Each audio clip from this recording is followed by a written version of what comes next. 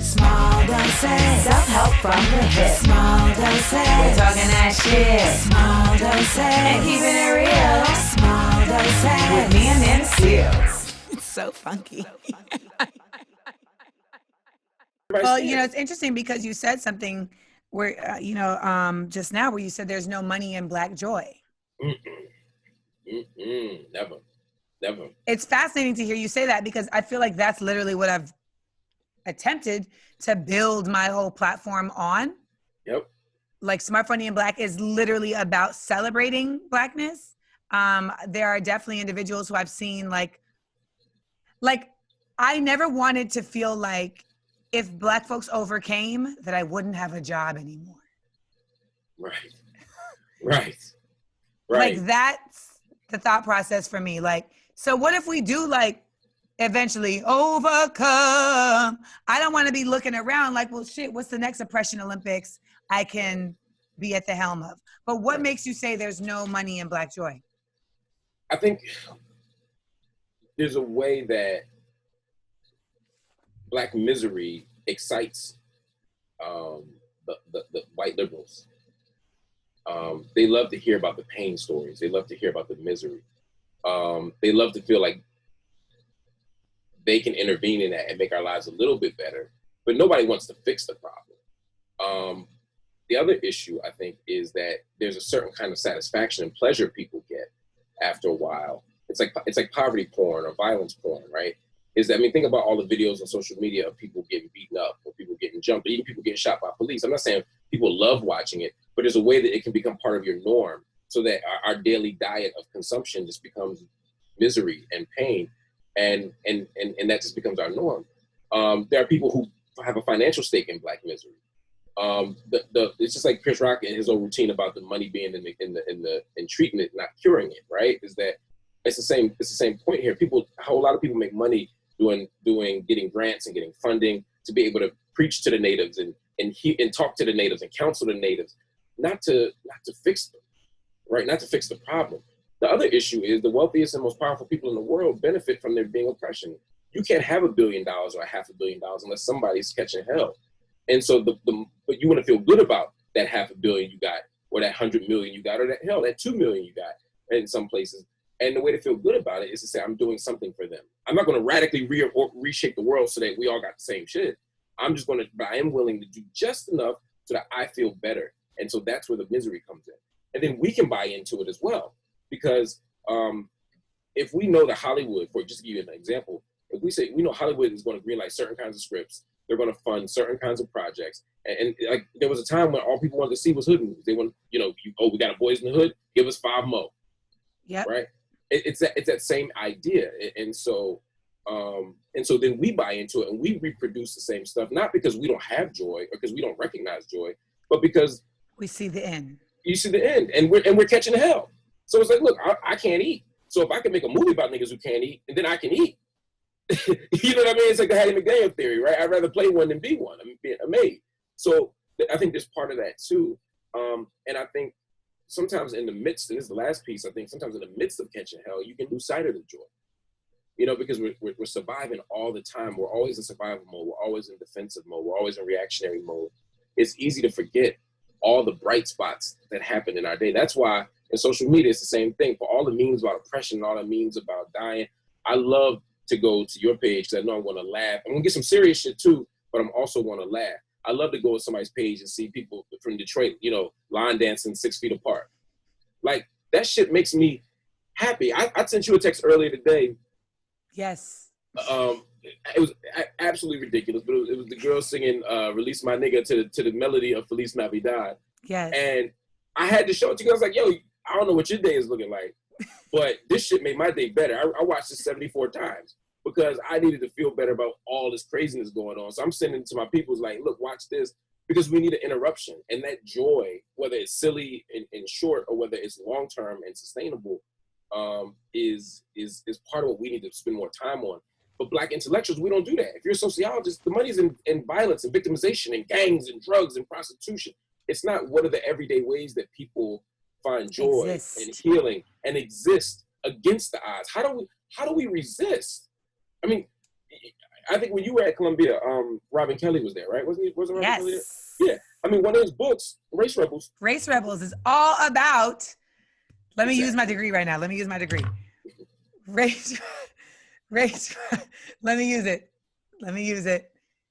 It's all about the seemingly infinite ways that Black people come up with opportunities and what's the word I'm looking for? Systems of resistance against what seems like a completely not possible, like a completely resistance-proof situation. So like he talks about how like, you know, the slaves who are working in the kitchen, a form of resistance for them might be just like spitting in the food. And like, even if that doesn't get them freedom, it might give them just a peace of mind, like, gotcha, bitch, you know? And even that is, so his whole book is about everyday forms of resistance. And to your point, I think so much of just being a Black intellectual for me is about trying to empower folks to do that, to like alleviate a bit of their stress, a bit of their PTSD, a bit of their uncertainty, a bit of their feeling of out of control, you know, because we are, of course, overrun by a system that gives no fucks about us, you know, by having these kind of everyday forms of resistance that make you feel like, yeah, but you don't got all of me. Right. You know, but that's the joy. That's, and the reason why I said in the beginning that it's a unique thing to be a Black intellectual is because that's a certain resource of joy that other intellectuals may not need or may not consider on their priority list at the top of the game. Exactly. And other Black intellectuals have the luxury of figuring out, other intellectuals who are not Black have the luxury of figuring out what they want to study and figuring out, because they're not pinned up against this wall of expectation that they have to talk about misery, right? Like every scholar of every Cambodian scholar doesn't have to think about Pol Pot. They don't have to think about killing fields, right? It's an important part of the story, but there might be other parts of the story, right? Everybody who is catching hell in a particular space doesn't have to just talk about the hell. But I think with Black intellectuals, we have the expectation that we are going to save the race, talk about the race, you know, do all these things outside the expectations of other people in our field, just like Black artists, right? People are always asking, you know, why isn't hip hop, you know, leading a revolution? You know, 10 years ago, 15 years ago, why isn't hip hop stopping this? Why isn't hip hop getting more people to vote? No one is asking, you know, rock stars in the 80s and 90s to end white supremacy, right? No one's asking Axl Rose. They should have been, of course, because that's their job, right? We should have been asking Axl Rose or whomever, right? Or Hugh Hefner for that matter, to talk about rape culture, misogyny, patriarchy.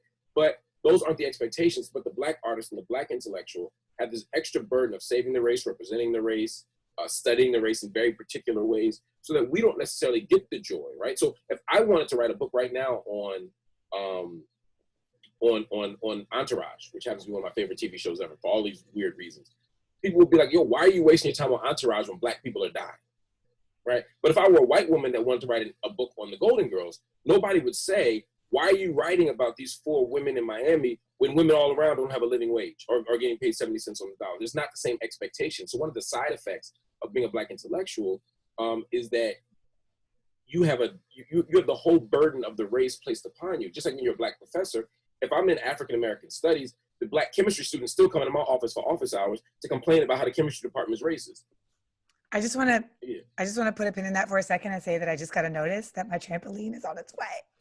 Oh my God. So you told me, I think it was earlier this week or last week, that you were getting a trampoline. And I know you long enough to know that you probably weren't joking. If anyone else said that shit, I thought it would be some weird joke they were making, but like I was still kind of hoping you didn't buy a fucking trampoline. You bought a trampoline. Amanda, you bought a trampoline. Amanda, you bought a trampoline. You own a trampoline. Why do you own a trampoline? Just tell me why you own a trampoline.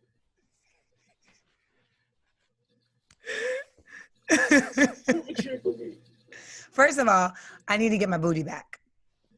Okay? And I don't want to do squats.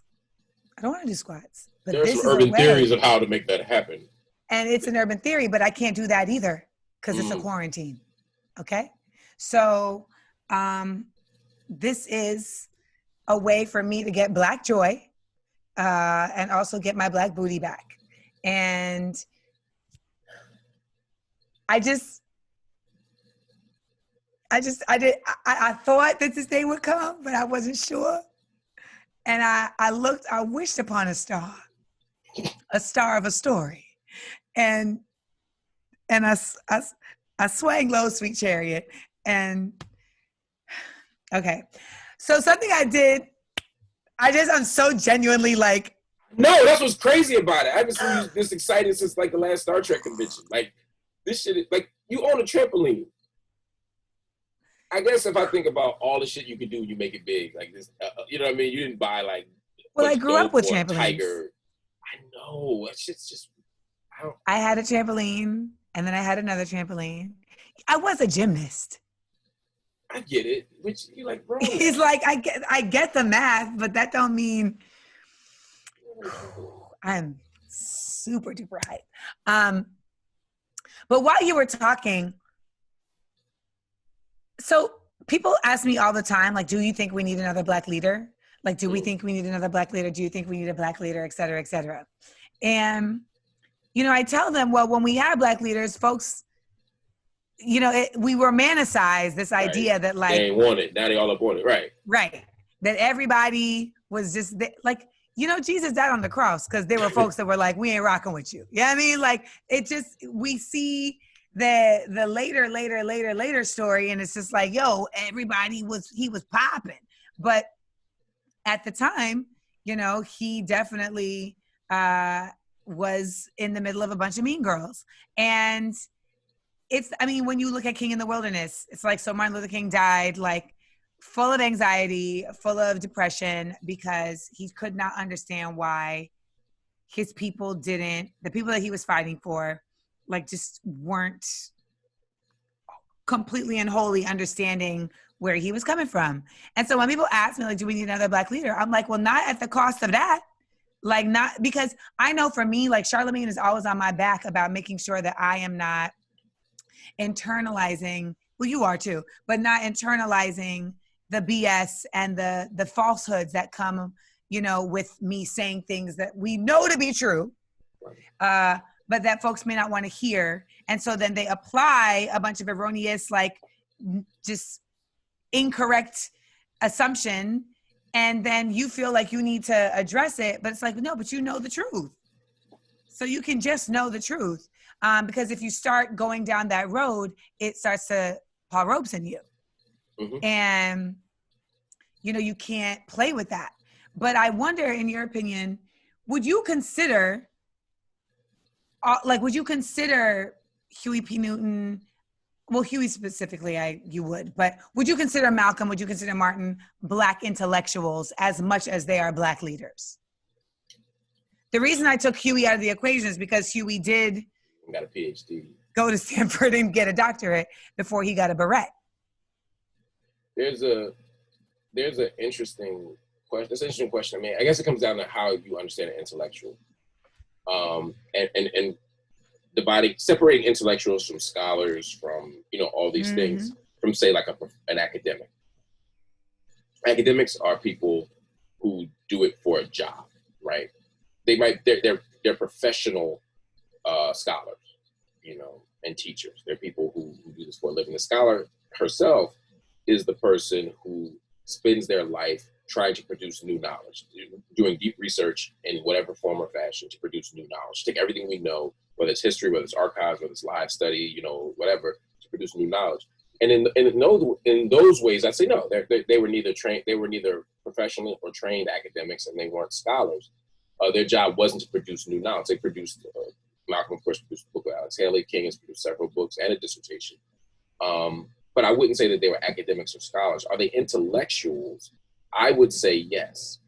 I think the intellectual is someone who engages in takes the life of the mind seriously. And to do that, it can look a lot of ways. Again, you could be a professional one. You can be an organic one, as Antonio Brown she talked about. You can be the person in the community that is one.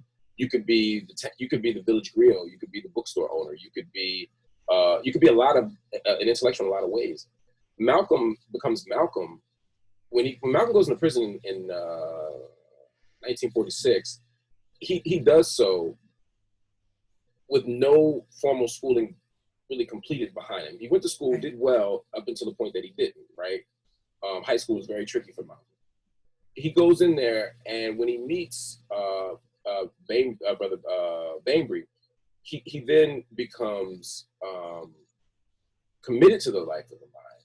He reads the dictionary, but he reads all these other books, right? He's begging for an education. Malcolm becomes an intellectual, not because of any job he would have when he gets out of prison in 1952 as in the Nation or elsewhere, but because Malcolm used all those books, whether it was reading Mao, whether it was reading Marx, whether it was reading Hegel, whether it was reading the Black literary tradition, all that stuff that he did, learning and studying with Maya Angelou, like all that stuff made Malcolm who he was. And so when Malcolm made his moves in the world, every action that Malcolm made was informed by those traditions and those teachings, including the teachings of the Honorable Elijah Muhammad and the Nation of Islam. So especially those. So Malcolm was an intellectual, but he was an organic intellectual. He came out of the people and he uses his intellect for the people. King, same thing. Again, King read all that stuff, and King did it at Boston. King got his PhD in Boston. King went to Morehouse, right? He went to Crozier Theological Seminary the year after. Because he graduated in 44, then he did Crozier in 45, and then he goes to Boston. So King is brilliant, but King doesn't use his intellect to go. That's why I asked. Yeah, but he used it for something else. And so for me, the greatest intellectuals of our time aren't necessarily the ones who went to school. Look at Baldwin. They're not necessarily the ones who went to school and made their job to be in school. Look at Right. King. You know what I mean? They're people who understood this thing differently. And so I think there are a lot of Black intellectuals out here. I think there's no shortage of them. The question is, how can we link together? How can we draw from the right traditions? And how can we leverage the right traditions and the right kind of organizing force in the interest of freeing Black people? And how do we not do that in a narrow way so that when I listen to a Kendrick Lamar album, I see some intellectual work there, right? And when I watch a film by Spike Lee, I see some intellectual work there, you know. Or let's fast forward to like Moonlight, and maybe a better modern example. Yeah. Or Beale Street. There's some intellectual work happening there, right? What you do on multiple platforms, there's intellectual work there. And that for me is the answer, like getting that shit out, you know, getting that stuff done. That for me that's what excites me as an intellectual. Like I excites you? Yes. Fucking child. I walked right into that one. Walked right into it.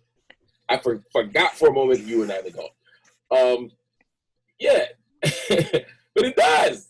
It does. It's so funny. Like if you took away all these jobs, all these things, like I would still have my books. I would still have my desire to write and read. And that for me is what makes me intellectual, not my degrees, not. Well, shit, that's what's happening right now. Right. I mean, for all intents and purposes, like you're not in class teaching. Right. But you still got your books. Yeah. And this is not like a prop. I got Can you a imagine million shelves. if you turned around and you were just like, Exactly. and there was a pole behind it? Exactly. That's a sketch.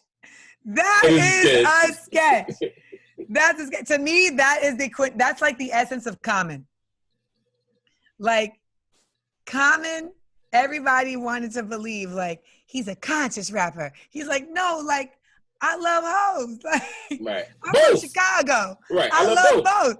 Right. That's Common. Right. And that's why I love Common. Because when like dead ass, like I mean, it's funny because Common for a long time was kind of like, I mean, Common's still one among my favorite rappers, but there was a journey from his second album up until Finding like Forever. Water for Chocolate? Like Water for Chocolate is my absolute favorite Common album, one of my favorite albums of all time. Yeah. I actually have it tattooed. I have a list of like albums tattooed as one of them because it matters so much to me. But I watched that journey from Common, like, and this is my journey as a Black intellectual in some ways, right? you know, one day it'll all make sense. Resurrection was like, oh, he's learning some shit, right? Right. Then it was like one day it'll all make sense. And now he's somewhat Hotepi about it, a little Hotepi about it, right? When he's like, we're doing a song with Lauren, he's like 100, you know, whatever ain't worth your soul. Talking about the price of an abortion. And then you get this pivot. I never dreamed you lay. That's my in summer. And nobody should do Stevie, but she did that shit. She did. And I'm like, okay, I get it. I love what Common's doing here, but then he pivoted again to like Water for Chocolate, and I felt like he was in a pocket there because he was conscious, but he wasn't. He was conscious while being conscious of his own complexities. Exactly. He was conscious of the complexities of our world while being conscious of his own complexities, exactly. Which I feel like it's so dope when you get in that pocket. Like, I feel like that's what comedy did for me. Really?